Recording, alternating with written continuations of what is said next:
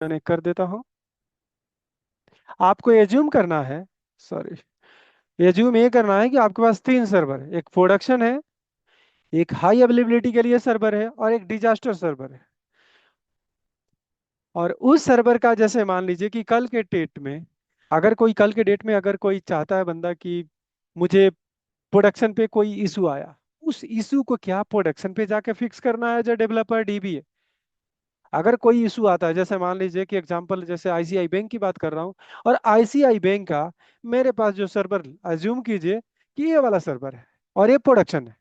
अगर इस प्रोडक्शन पे इशू आएगा, अगर कोई क्वेरी स्लो हो गया या कोई इशू आ गया, तो हमें क्या करना पड़ेगा बेसिकली।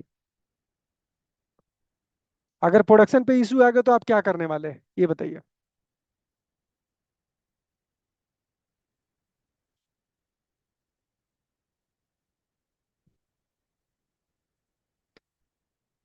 राजेश, आप प्रोडक्शन पे काम कर रहे हैं, बताएंगे कि अगर प्रोडक्शन पे इशू आता है तो यस क्या सर। आप करते हैं, आपका स्टेप क्या होता है, क्या प्रोडक्शन पे जाके इशू फिक्स कर देते हैं। तो सर सबसे पहले हम सेकेंडरी को हम मतलब प्राइमरी बनाते हैं। और हम्म। प्रोडक्शन सर्वर पर जो भी इशू आता है पहले उसको रिजॉल्व करते हैं, फिर हम वापस जाकर उसको फिर जो जिस पर दिक्कत आई रहती है उसको मतलब हम प्राइमरी दोबारा बना देते हैं sir. Okay. Sir I think हम सबसे इससे पहले तो पहले जो भी कि सेकेंडरी। डेटाबेस है उसका सबसे पहले बैकअप लेते हैं। फिर उसके बाद जो अपना डीआर सर्वर है उसको अप करते हैं। एंड देन जो अपना प्रोडक्शन सर्वर है जो भी उसके डेटाबेस में इश्यूज है उसको रिजोल्व करते हैं, देन उसको अगेन अप करते हैं, ऑनलाइन करते हैं। ओके, अब एज्यूम करते हैं ये आर्किटेक्चर डिलीट करता हूँ, मेरे पास एक सर्वर है। जब भी डेवलपर काम करते हैं, थोड़ा फ्लो आप लोग समझ लेंगे कि आगे जाके आपको कल के डेट में जब प्रोडक्शन पे काम करने वाले हैं तो आपको ये दिक्कत ना हो। और जो कर रहे हैं उनको तो दिक्कत, उसको समझ में आ गया है कि फाइनली क्या करते हैं। ये सपोज कीजिए कि जैसे कहा अजीत ने कि हमारे पास एक एक सर्वर वाला सिस्टम है। ओके, तो ये आपका, मैं कह देता हूँ इसका नाम है प्रोडक्शन, ये आपका है यूएटी, और यहाँ पे मैं कर देता हूँ टेस्ट सर्वर।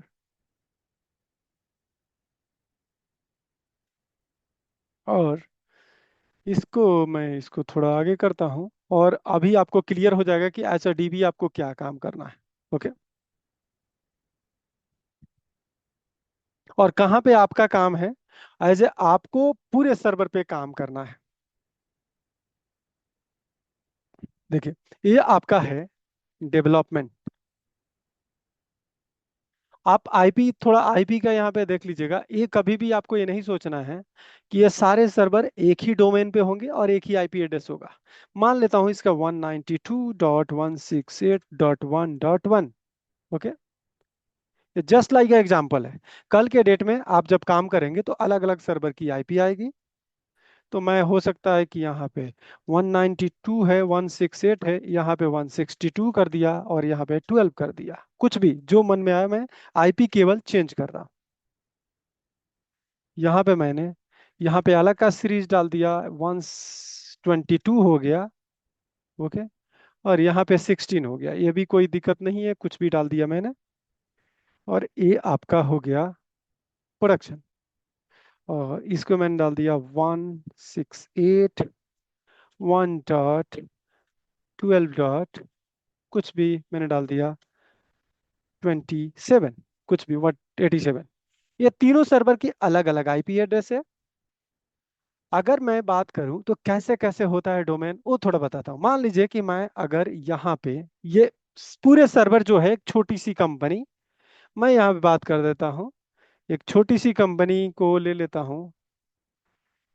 मैं कहता हूँ इंडिया, एक होता है बैंक, छोटी सी स्मॉल, स्मॉल फाइनेंस में कर देता हूँ, स्मॉल फाइनेंस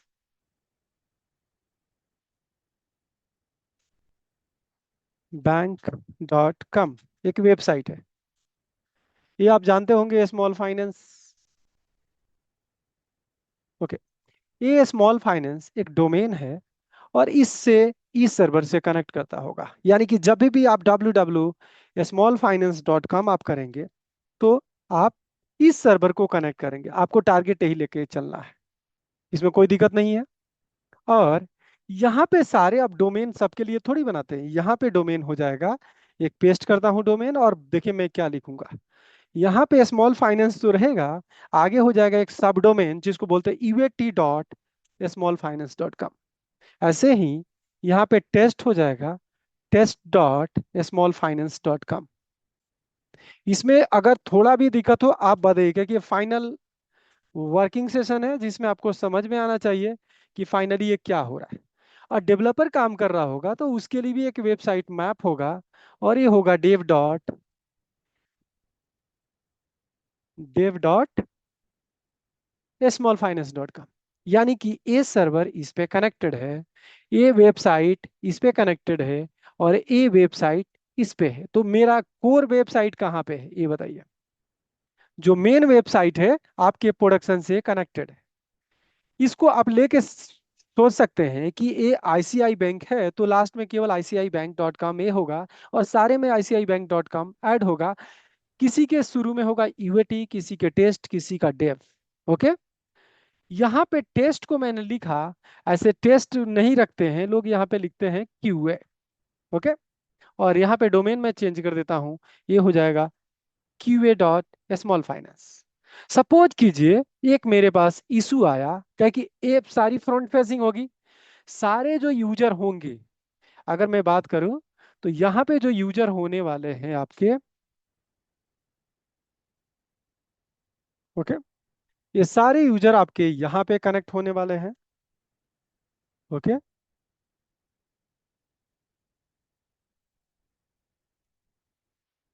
जो ए फ्रंट फेसिंग में जो भी यूजर होंगे यहाँ पे होंगे, और ए यूजर इस वेबसाइट को आपका कनेक्ट कर रहे होंगे। ठीक है, क्या एक बात बताइए, जो ये डोमेन मैं दूसरा जो टेस्ट वाला रखा हूँ डेवलपर वाला, क्या उसको कंपनी एंड यूजर कनेक्ट करता होगा क्या, बताएंगे कोई? नहीं। तो नहीं बेसिक, करते। हाँ सर, नहीं। दोबारा हाँ बताइए। सर एक बार दोबारा बोलना क्वेश्चन। मैं कह रहा हूँ कि smallfinance.com एक बैंक है, उसको जो एंड यूजर है, यानी कि जो एक्चुअल यूजर है, वो बेसिकली आपका इस डोमेन smallfinance.com से कनेक्ट होता होगा। और ये जब कनेक्ट करेगा तो ऑटोमेटिक किस डेटाबेस को, इस प्रोडक्शन डेटाबेस को कनेक्ट करेगा। यानी जो भी ट्रांजैक्शन करेगा, कोई भी अकाउंट ओपन करेगा, यहाँ पे करेगा। यानी कि आपका सबसे लोड जो होने वाला है वो इस सर्वर पे होने वाला है। ओके, क्योंकि फ्रंट फेसिंग एप्लीकेशन आपका यही है। अब ये जितने भी सर्वर चार लगे हुए हैं, एक्स्ट्रा तीन सर्वर, बेसिकली इसका क्या काम है। अब सपोज कीजिए कि एग्जांपल लेके चलते हैं कि वेबसाइट शुरू में बन गई है, यहाँ पे कोई परफॉर्मेंस इशू आया, इस पे क्वेरी चला, परफॉर्मेंस इशू आया। बेसिकली आपको क्या करना है, उस परफॉर्मेंस इशू को फिक्स करने के लिए ये जो सर्वर है आपका डेवलपमेंट, जो डेवलपर उस कंपनी में काम कर रहा होगा, जैसे इंजीनियर है, डेवलपर है, वो सारे इस पे काम करते होंगे। जो कुछ भी इशू आया, जैसे मान लीजिए एक नया रिक्वायरमेंट आता है कि ये काम करो, एक टेबल बनाओ, उस टेबल को इसमें, जैसे मान लीजिए कि मुझे केवाईसी का ऑनलाइन सिस्टम बनाना है, तो केवाईसी का एक टेबल बनाओ डेवलपमेंट पे, और वेबसाइट से उसका केवाईसी करवाओ। और ये पूरी फैसिलिटी मुझे कहाँ चाहिए, प्रोडक्शन पे चाहिए। कि अभी हमारा ऑफलाइन था, किसी को बायोमेट्रिक्स लगाना था, लेकिन अब मैं चाहता हूं कि एक केवाईसी का सिस्टम बनाना है, तो मैं क्या करूंगा, डेवलपमेंट टीम से बात करूंगा, डेवलपर से बात करूंगा, कहूंगा कि ये काम करो। डेटाबेस वाले टेबल बनाएंगे, ओके, और वेबसाइट वाले .NET वाले यहाँ पेज बनाएंगे। वो यहाँ डेवलपमेंट किए, जब डेवलपमेंट फिनिश हो गया, सब कुछ वो टेस्ट कर लेंगे। डेवलपमेंट यहाँ पे करता है यूनिट टेस्टिंग। यूनिट टेस्टिंग समझे, कि जो उसने बनाया है वो एक्चुअल में करेक्ट है कि नहीं। जस्ट लाइक आप ये समझिए कि ये करेक्ट चेक करने के लिए वो पॉजिटिव चेक करता है, निगेटिव चेक नहीं करेगा। यानी जो मैंने बनाया वो काम कर रहा है कि नहीं। ओके, यूनिट टेस्ट करेगा कि ओके, मैंने केवाईसी का सिस्टम डाला, वो केवाईसी वाला इनपुट हो रहा है कि नहीं, केवाईसी अप्रूव हो रहा है कि नहीं, वो काम कर रहा है। अब जो भी ये चेंज हुआ, उस चेंज को यहां से कॉपी करके, इस डेटाबेस से कॉपी करके उस टेबल का स्क्रिप्ट यहां डालेगा, और जो वेबसाइट का चेंजेस इस वेबसाइट पे डालेगा। अब क्या होगा, यहाँ पे आपका डेवलपर का काम खत्म। डेवलपर कहाँ काम करेगा, इस ब्लॉक में आपका डेवलपर काम करने वाला है। मैं इसको करता हूं सेंड बैक। तो बेसिकली ये जो एरिया है डेवलपर का है, यहाँ पे करेंगे काम जो होंगे आप, यहाँ पे डेवलपर होंगे। ये आप ये भी जानते होंगे कि डाटा आपका होता है सॉफ्टवेयर इंजीनियर, एसी होगा या एसएससी होगा, सीनियर सॉफ्टवेयर इंजीनियर। बेसिकली यहाँ पे काम करेंगे जो ये डेवलपमेंट करेंगे। अब इस वेबसाइट में जैसे कि वेबसाइट डेवलपमेंट के लिए डॉटनेट डेवलपर काम करेंगे, या हो सकता है कि जावा डेवलपर है, जावा डेवलपर। हम केवल डेटाबेस को फोकस करते हैं। तो यहाँ पे आपका डेवलपर काम करेगा, टेबल क्रिएट करेगा। और डीबीए का भी रोल आएगा कि उसमें आपका टेबल क्या बनना चाहिए, क्या कॉलम होना चाहिए, क्या डेटा टाइप होना चाहिए, वो हेल्प करेगा। जब ये सब कुछ टेस्ट हो जाएगा तो ये सेम रेप्लिकेट होगा क्यूए में। और क्यूए का जो एरिया आएगा, यहाँ पे जो काम करेगा केवल आपका टेस्टर काम करेगा बेसिकली। अगर यहाँ पे आपको बैक करूं तो यहाँ पे जो काम होने वाला है वो केवल टेस्टर का काम आने वाला है। तो आप यहाँ पे टेस्टर क्या करेगा, टेस्ट करेगा कि जो डेवलपर ने बनाया है, जिसको बोलते हैं क्यूए टीम, या आप कह सकते हैं टेस्टर। ओके, टेस्टर ये टेस्ट करेगा कि जो इस डेवलपर ने बनाया यहाँ पे कोड, डेटाबेस डेवलपर ने बनाया या डॉटनेट डेवलपर ने बनाया, वो करेक्ट है कि नहीं, यहाँ लुक एंड फील करेक्ट है कि नहीं, और जो फंक्शनैलिटी हम चाहते थे कि केवाईसी होना चाहिए वो केवाईसी हो रहा है कि नहीं। क्यूए कहता है कि सब कुछ ठीक है, तब तो ओके है। तब नेक्स्ट लेवल हम चलते हैं यूएटी। ओके, यूएटी लेयर में इसको बोलते हैं यूजर एक्सेप्टेंस टेस्टिंग। ओके, इसको सेंड बैक किया। और मैं यहाँ पे होता है एक्चुअल यूजर यहाँ टेस्ट करेगा, मतलब कि कुछ ऐसे यूजर होंगे जो आपको हेल्प करेंगे टेस्टिंग करने में, जिसको बोलते हैं यूजर एक्सेप्टेंस। अब ये यूजर एक्सेप्टेंस के लिए अगर यहाँ पे एक्सेप्ट हो गया,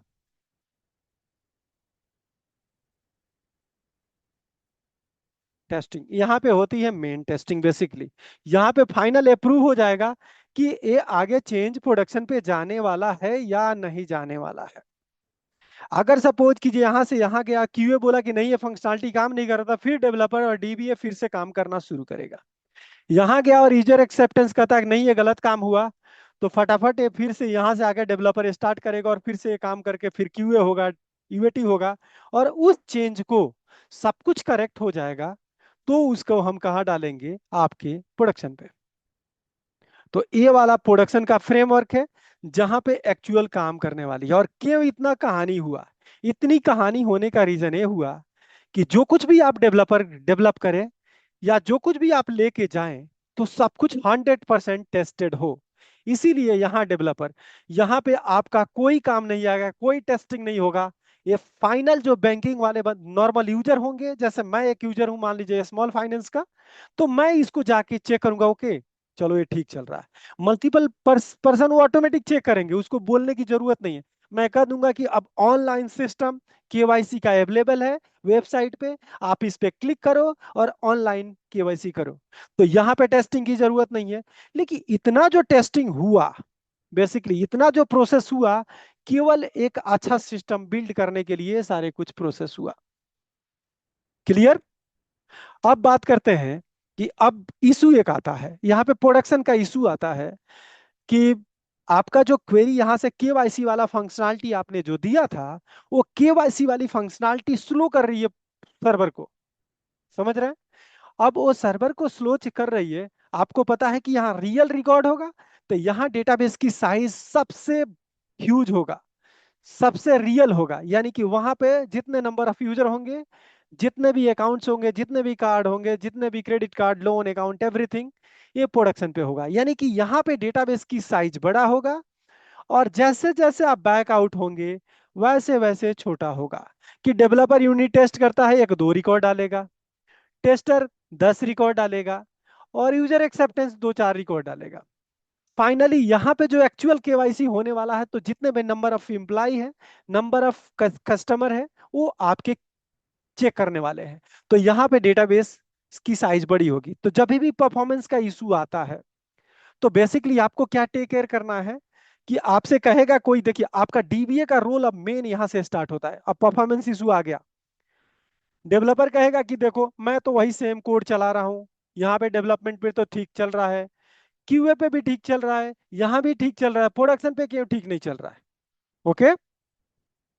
अब बताओ कि कोई फंक्शनैलिटी यहाँ केवाईसी स्लो चल रहा है और हर जगह ठीक चल रहा है, तो फाइनली आपको क्या करना है, सॉल्यूशन आपका क्या होगा बेसिकली?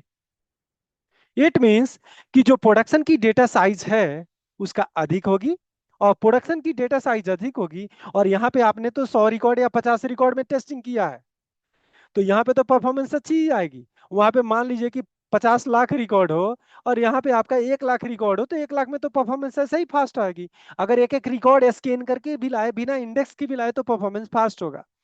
तो बेसिकली एज अ डीबीए आपका रोल क्या होता है? आप ये कहेंगे कि एक काम करो, कोई दिक्कत नहीं, मैं प्रोडक्शन डेटाबेस का बैकअप लेता हूं, और वो बैकअप लूंगा कॉपी ओनली, जिसे वहां पे जो बैकअप का जो पॉलिसी चल रहा है वो डिस्टर्ब ना हो। नॉर्मल कॉपी ओनली बैकअप लूंगा जो एलएसएन चैन को डिस्टर्ब नहीं करेगा। अब बैकअप लेके या एग्जिस्टिंग बैकअप लेके कॉपी करूंगा, और कॉपी लेके मैं ये काम करूंगा, यहाँ पे उसको क्यूए पे लाके दे दूंगा और कहूंगा कि चल अब चेक करके बता कि क्या परफॉर्मेंस तुम्हारा ठीक आ रहा है कि नहीं। अब ठीक आ रहा है, तब उसको पता लगेगा कि नहीं, अब परफॉर्मेंस मेरा खराब हो रहा है। तो बेसिकली आपका रोल क्या होगा? यहाँ पुराना बैकअप को लेके आना, और ये आपको जहां कह रहा है कि मैं यूएटी पे टेस्ट कर लूंगा या क्यूए पे टेस्ट करूँ, डेवलपर पे डालने की जरूरत नहीं है, कि डेवलपर जब भी डेवलप करेगा तो वो स्लो हो जाएगा अगर डेटाबेस की साइज बड़ी होगी। तो हम क्या करेंगे, उस चीज को टेस्ट करने के लिए ये दोनों एनवायरनमेंट में किसी पे उसका बैकअप लाएंगे और यहाँ पे रीस्टोर करेंगे। ओके। और रीस्टोर करने के बाद वो टेस्टिंग करेगा, परफॉर्मेंस इशू आएगा, और उस परफॉर्मेंस इशू आने के बाद हमारा डेवलपमेंट टीम उसको फिक्स करेगा। तो अब वो बैकअप आपका कैसे यहां से यहां पे कैसे आएगा, ये आपको पता है। जो हमने बहुत पहले, जैसे कि आपको पता होगा कि हमने ऑलवेज ऑन में भी बहुत काम किया था, कि प्रोडक्शन से बैकअप लिया, उसको डीआर पे या एच पे रीस्टोर किया बेसिकली। अब कंपनी कहती है, कभी कभी ये भी रूल आता है, कंपनी कहती है नहीं, प्रोडक्शन पे आप बैकअप नहीं ले सकते हो। अगर प्रोडक्शन पे आप बैकअप लोगे तो मेरा लॉग सीक्वेंस खराब हो जाएगा, लॉग का चयन खराब हो जाएगा। तो एक काम करो, आप पुराना बैकअप वहां से लेके आओ और तुम अप्लाई करो। तो पुराना बैकअप आप कहाँ से चेक करेंगे? तो मैंने आपको जैसे पहले बताया था कि आप बैकअप हिस्ट्री टेबल, बैकअप का इंफॉर्मेशन एमएसडीबी डाटाबेस के अंदर होता है, उस डेटाबेस को कनेक्ट करेंगे, वहां पे बैकअप हिस्ट्री का आपका वहां पे बैकअप फैमिली होता है, जिससे पता लग जाता है कि कौन कौन सी फाइल बैकअप हुई है और कहाँ कहाँ हुई है। तो वहां पे जाके चेक करेंगे। अब सपोज कीजिए आपके सर्वर पे 5 ड्राइव है, कहाँ कहाँ आप चेक करेंगे कौन सा लेटेस्ट बैकअप है। तो पहले आपको बैकअप हिस्ट्री चेक करना पड़ेगा, और उस बैकअप हिस्ट्री से पता लग जाएगा कि पाथ क्या है, और उस पाथ पे जाके उस बैकअप को कॉपी करेंगे, और जिस एनवायरनमेंट पे चाहिए आपको कॉपी पेस्ट करना है, और उसको रीस्टोर करके आपको क्या करना है, रीस्टोर करके लॉगिन। अब वहां से जब डेटाबेस आएगा तो वहां का यूजर आ गया होगा, तो यहाँ पे ऑर्फन यूजर का फिक्सिंग होगा, जो मैंने आपको लास्ट सेशन में एक्सप्लेन किया है। और जब ऑर्फन यूजर फिक्स कर देंगे, तो आपके क्यूए वाला जो लॉगिन होगा, या क्यूए की लॉगिन उसमें नहीं होगा तो क्यूए की लॉगिन बनाएंगे, और कहेंगे कि तुम टेस्टिंग स्टार्ट करो। अब जब टेस्टिंग करेंगे तो पता लग जाएगा कि क्या कोड के रिलेटेड इशू है या इंफ्रास्ट्रक्चर का ये रिलेटेड इशू है। और उसके बाद डेवलपमेंट टीम या जो आपका एप्लीकेशन डीबीए होगा वो कोड को ट्यून करेगा। ओके। या हो सकता है डीबीए के एंड से ये भी होगा कि कुछ इंडेक्स वो मिस कर गया हो, तो यहाँ पे इंडेक्स ऐड करके परफॉर्मेंस ठीक करेगा। कि वहां पे एक्सपेक्टेशन अगर मान लीजिए कि 30 सेकंड का है, तो यहाँ भी 30 सेकंड में एग्जीक्यूट करवाएगा, और तब फिर से वो स्टार्ट करेगा। यही चेंजेस यूएटी पे होगा, सेम चेंजेस प्रोडक्शन पे आएगा, तब उसका फाइनली इशू फिक्स होगा। समझ में आएगा आपको? आर्किटेक्चर समझ में आया आपको? फाइनली मतलब कि क्या करना है, बेसिकली आपका रोल क्या होगा? तो ये आपको फॉलो करना पड़ेगा। तो बेसिकली मेनली जो टाइम जो वेस्ट होता है सीक्वल डीबीए का, प्रोडक्शन पे होता है, और प्रोडक्शन पे ही परफॉर्मेंस इशू आते हैं। यहाँ पे तो घर का बात है, घर में टेस्टिंग हो रही है, घर में इसमें कितने यूजर होंगे? अब क्यूए टीम में 3 बंदे या 5 बंदे या 10 बंदे हैं। यूएटी में हो सकता है 20 बंदे होंगे। डेवलपर हो सकता है हमारे कंपनी में एक प्रोजेक्ट के लिए डेवलपर 10 होंगे। लेकिन यहाँ पे एक्चुअल यूजर कितने होंगे? 5 लाख, 50 लाख, 20 लाख, कुछ भी हो सकते हैं। तो यहाँ पे एक्चुअल परफॉर्मेंस इशू आने वाला है। और उसको आपको ऐसे रेप्लिकेट करना है कि यहाँ से बैकअप लेना, यहाँ पे डालना है। और पूरे प्रोसेस, जैसे पहला स्टेप्स होगा कि बैकअप वहां से कॉपी करके लाएंगे, यहाँ पे रीस्टोर करेंगे। रीस्टोर करने के बाद orphan यूजर फिक्स करेंगे। अगर क्यूए का लॉगिन नहीं है तो क्यूए की लॉगिन बनाएंगे। और फिर हैंड ओवर करेंगे क्यूए टीम से कि तुम चेक करके बताओ परफॉर्मेंस सेम आ रहा है या खराब आ रहा है। अगर खराब आ रहा है तो फिर डेवलपर को हैंड ओवर करेंगे कि देखो ये इशू है। या डीबीए को हैंड ओवर करेंगे कि तुम्हारे टेबल में इंडेक्स नहीं है, इंडेक्स बना के दो। ओके। और अगर इंडेक्स यहाँ पे बना दिया तो आप डायरेक्टली ये नहीं करेंगे कि इंडेक्स आप यहाँ प्रोडक्शन बनाएंगे। फिर से डेवलपमेंट होगा, वही इंडेक्स यहाँ बनाएंगे, फिर आपका यहाँ बनेगा, फिर यूएटी पे बनेगा, और फिर प्रोडक्शन पे जाके बनाएंगे। तो प्रोडक्शन पे बनाने के लिए वहां चेंज रिक्वेस्ट वाला प्लान होता है कि आप एक चेंज का टिकट बनाएंगे, और चेंज के टिकट जो भी चेंज विंडो बनेगा उस चेंज विंडो के अकॉर्डिंग आप चेंज करेंगे बेसिकली प्रोडक्शन पे। ऐसे आंख बंद करके यहाँ इशू है यहाँ रेप्लिकेट नहीं करेंगे। क्लियर? अगर इसमें कोई डाउट है तो बताइएगा।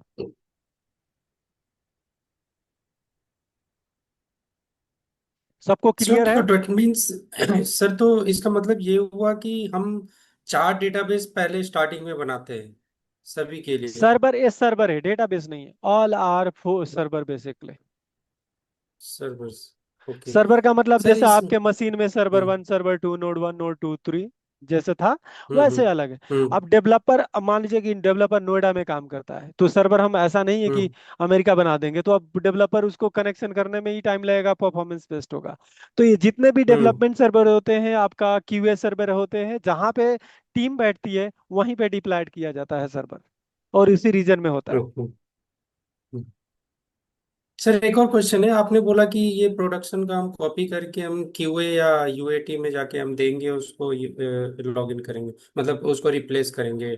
सो द पॉइंट इज कि यहाँ पे मान लीजिए हमने एक ऐड ऑन किया था कि केवाईसी का डॉक्यूमेंट अपलोड करना है। तो डेफिनेटली वो तो सभी लोग अगर यूजर्स हैं, क्योंकि यूजर्स हमारे लैक्स में होंगे, बहुत सारे 10 लाख 20 लाख जो भी होंगे, तो वो हम्म। अपलोड कर रहे होंगे तो ये डाउन हो रहा होगा। द पॉइंट इज कि अगर हम यूएटी और क्यूए में ले जाएंगे तो हम कैसे उसको, मतलब वो तो 5 या 10 ही बंदे ही अपलोड करेगा। देखिए, जब ये भी तो आप साइज लेके, इशू नहीं ही नहीं हो नहीं, गया। नहीं नहीं, साइज इशू नहीं। हम्म बेसिकली जब वहां से सर्वर आएगा तो बेस यहाँ पे क्या हम्म होगा, आपको सेम इंफ्रास्ट्रक्चर होगा नहीं। प्रोडक्शन पे अलग इंफ्रा होगा, यूएटी पे अलग होगा, हम्म क्यूए पे अलग होगा, डेव पे अलग होगा। वो डिपेंड करता है कि हम्म नंबर ऑफ यूजर क्या है। प्रोडक्शन पे सबसे हम्म मैक्सिमम इंफ्रा होगा, जैसे मैक्सिमम रैम होगा, मेमोरी होगा, सीपीयू होगा, हम्म बेसिकली स्टोरेज भी होगा। लेकिन हम्म उसका रेशियो वहां पे जैसे हमने बात किया था, एक सब ट्री कॉस्ट होता है। ओके। तो उस कॉस्ट से हम डिसाइड करेंगे कि क्या रेशियो होगा। यहाँ पे मान लीजिए कि मेरे पास 10 GB रैम है और वहां पे 100 GB हम्म है, तो उस रेशियो से आपको टेस्ट करेंगे। अब ऐसा भी है कि अब सपोज कीजिए, मान लीजिए सेम कॉन्फ़िगरेशन है, कंपनी बहुत दानी है और कंपनी ने कह दिया कि ये काम चारों सर्वर पे सेम कॉन्फ़िगरेशन कर दो। ओके। हम्म तो अब आपका हम्म काम आता है कि आप कैसे करेंगे। यहाँ पे तो 10 ही यूजर है, तो आप हम्म ऑटोमेशन स्क्रिप्ट लिखेंगे। क्यूए क्या करेगा, क्यूए एक ऑटोमेशन, एक होता है ऑटोमेटेड, एक होता है ऑटोमेटिक टेस्टिंग होता है, एक मैनुअल टेस्टिंग होता है, आप सुने होंगे। ओके। तो हम्म जो ऑटोमेटेड टेस्टिंग होगा वो स्क्रिप्ट बना के उतने हजार लाख यूजर कनेक्शन वो बनाएगा। ओके।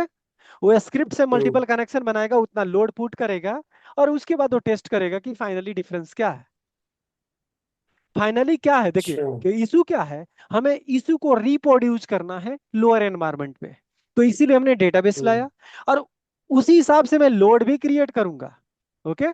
तो जब लोड क्रिएट करेंगे, उतना ओके। लोड क्रिएट करेंगे तो ऑटोमेटिक पता लग जाएगा कि फाइनली हम्म आपका यहाँ पे इंप्रूव हुआ कि नहीं। और सपोज कीजिए मैंने जो कुछ भी फिक्स करूंगा, तो फिक्स करने के बाद लोड टेस्ट करूंगा मैं, और लोड टेस्ट करने के बाद वहां पे पहुंचाऊंगा कि okay everything is working fine. Now we can move, deploy changes on production environment basically. हम्म तो ये आपका इंफ्रा मिसमैच होता है, लेकिन मैंने कहा कि चलो सेम है। तो उस रेशियो से जो आपका ऑटोमेशन जो टेस्टिंग है टीम है वो लोड क्रिएट करते हैं। अब 10 GB है और वहां हम्म, पे 100 GB है, उस हिसाब से रेशियो पे यहाँ पे लोड होगा और पता लग जाएगा फाइनली क्या डिफरेंस है। ठीक है। ओके, मतलब इसमें एक स्टैटिस्टिक का भी खेल है कि भैया हम पॉपुलेशन वाला जैसे होता है कि हम इतने नंबर को लेके चलेंगे 10% या 20% पे, फिर देखेंगे हम्म। रैम की कैपेसिटी या जो भी हाँ देखिए, मेमोरी की जो भी आपका कैपेसिटी। इंफ्रा है उस हिसाब से आपको सोचना पड़ेगा। अब ये नहीं कि वही सेम लोड यहाँ पे डाल देंगे, 10 लाख वाला लोड तो ऐसे ही कनेक्शन में ही, एक कनेक्शन के लिए मान लीजिए 10 MB लगता है तो ऐसे ही बैठ जाएगा, कुछ करेगा ही नहीं। हम्म हम्म ओके, उस रेशियो के हिसाब से करना पड़ेगा। और डेटा रिफ्रेश वाला प्रोसेस आपको पता ही है कि क्या करना है हमें। अब हो सकता है जब डेटा रिफ्रेश करने जाएंगे, और यहाँ पे मैं डेटाबेस का नाम मैं लिख देता हूँ, सपोज कीजिए स्मॉल, इसका नाम है स्मॉल फाइनेंस डीबी। ओके, ये है। तो ऑलरेडी यहाँ पे होगा, हो सकता है कि यहाँ पे दो डेटाबेस होगा ना, कि जब शुरू में डेवलपमेंट हुआ तो हर जगह वो डेटाबेस होगा, यहाँ भी होगा, आपका यहाँ भी होगा, समझे, और यहाँ भी होगा। तो फाइनली आपका क्या होना, प्लान क्या होगा कि यहाँ पे आपको क्या करना है कि आपको यहाँ पर रिप्लेस करना पड़ेगा। जब भी आप बैकअप रीस्टोर करते हैं तो एक रिप्लेस ऑप्शन आई थिंक आप यूज नहीं किए होंगे, कि जो डेटाबेस यहाँ पे होगा मुझे यहाँ पे रीस्टोर अगर करना है तो restore database with restore option. Okay, तो उसको फॉलो करना है, हम प्रैक्टिकल सेशन अभी नेक्स्ट सेशन में करेंगे। ओवरराइड ओके, ओवरराइड रहता है क्या सर, हाँ हाँ ओवरराइड? ओवरराइट, हाँ हाँ, जो रिप्लेस और ओवरराइट, ओवरराइट ऑप्शन होता है, इंटरनल कोड होता है रिप्लेस का। ओके, तो नेक्स्ट सेशन को ज्वाइन करते हैं, वहां पे कवर करते हैं प्रैक्टिकल सेशन। Thank you.